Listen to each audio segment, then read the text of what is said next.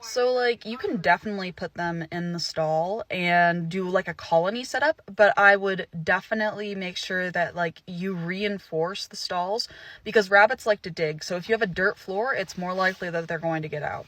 Also, if you're going to do a colony setup, you need to, like, figure out if you want to have a free breed, which is where you take the buck and just let them roam and they'll have babies when they kind of want to have babies. Or if you're going to put the buck in for a couple of days once a month and then prepare for babies before taking the buck out and cycling through. So it's dependent on if you want a free range colony or a scheduled colony. I like them chunky, chunky, chunky, chunky, chunky, chunky.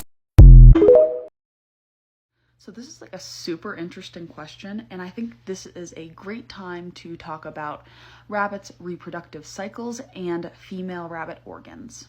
So while female rabbits do have bicornuate uteruses, meaning that they have the two different sides that can hold a pregnancy, I have never seen a double pregnancy where basically the rabbit is pregnant and then sometime during that pregnancy gets pregnant again.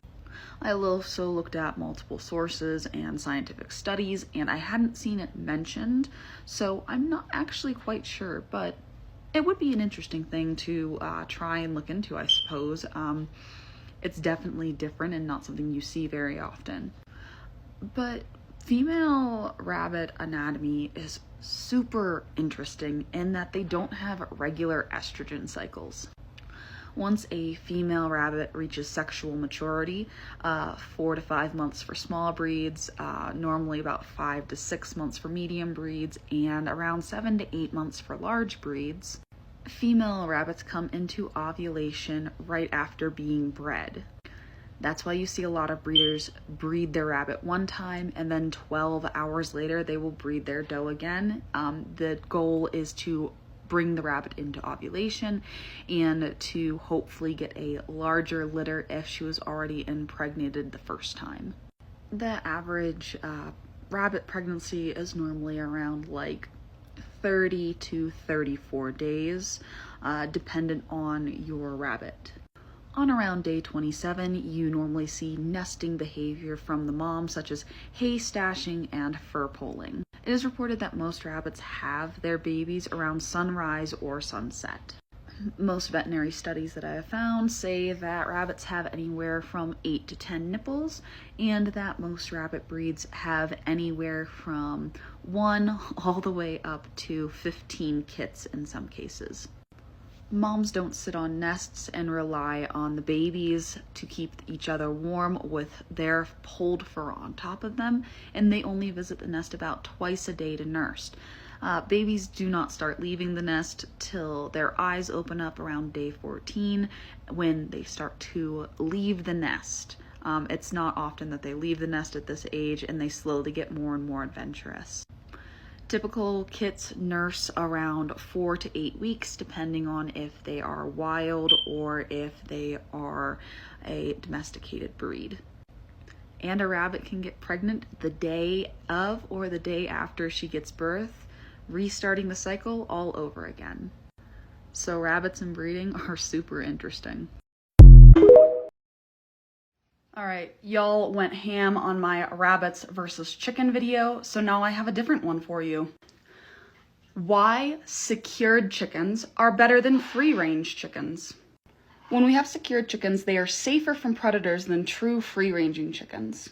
Because they are kept in a fenced-in area, it's less likely that they will have to deal with ground predators. And if you put a caging over the top of them, it's less likely you also have to deal with aerial predators. It's easier to know what your chickens are eating because they don't have access to other things on the property that they could get into. If you have laying hens, it's easier to find the eggs because they only have a smaller area and a designated spot to lay, compared to chickens that say, I don't know, like to lay in their compost. You also have to worry less about your chickens deciding to roost in random trees or on random buildings, not coming at home at night to stay in their coops. It's also easier to control things like diseases because you have a smaller space that you have to keep clean, that you can clean as much or as little as is dictated by the amount of animals that you have. So yeah, secured chickens, better than free-range chickens. Let me hear your answers. That's a lot of capital letters. But no, relatively, Flemish Giants make really horrible meat rabbits. In fact, most giant breeds of rabbits make horrible meat rabbits. And that's because they have horrible bone to meat ratio and they take forever to grow out to be an appropriate butcher size. Now, if you show Flemish Giants through the ARBA and one of their byproducts for you is meat, then go for it. You know, that's a great way to make sure that you are using the animals that you can't use in your show program.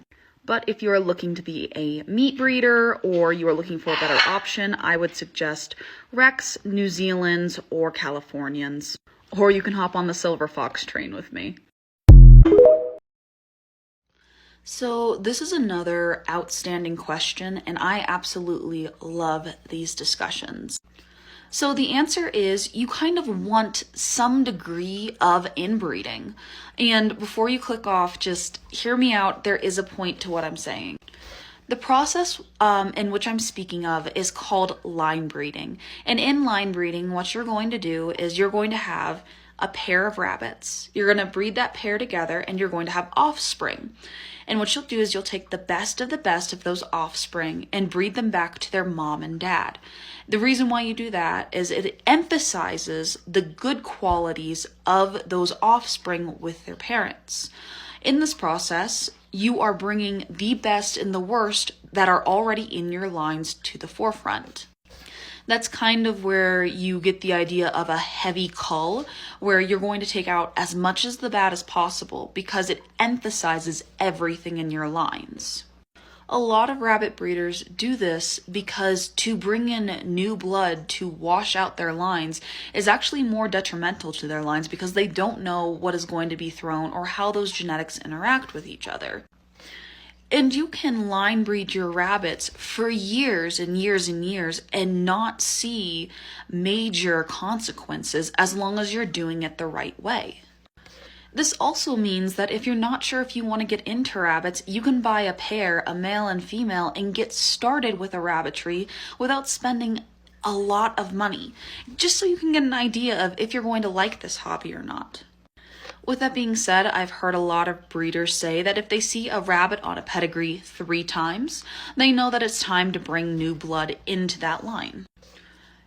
In my case, I don't bring in any new breeds to breed to a different breed. I prefer not to make mutts, and it's not that I have anything against mutts, it's that that's not what my rabbitry is about or does. I compete in ARBA shows and I provide purebred rabbits to other breeders that they can use in their breeding programs. So if I need new blood in a line, all I'm going to do is I am going to take another rabbit that is unrelated to the rabbits that I am breeding and bring it into their lines. If for whatever reason I need new blood into my rabbitry, I have friends that have bucks that are outside of my lines, which I can trade and have my does have slumber parties at their house to get babies that are unrelated to my rabbitry.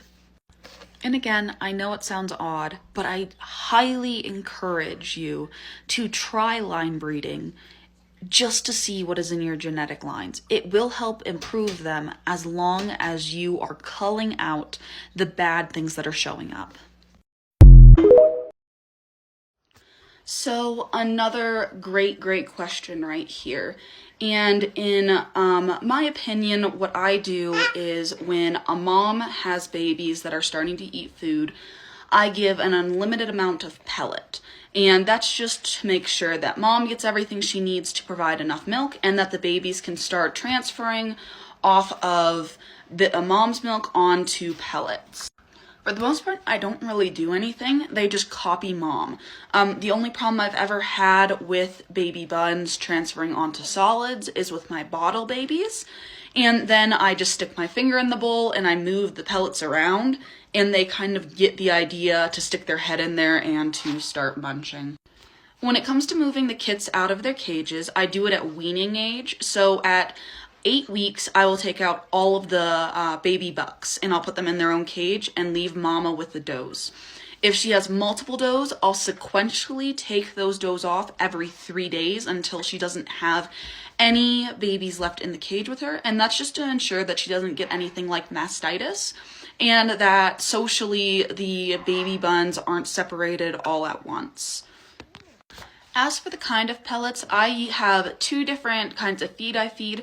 I feed Mana Pro, just the regular show feed, for most of my barn. And then for my mommies who are pregnant and with kits, I use Mana Pro milking dough.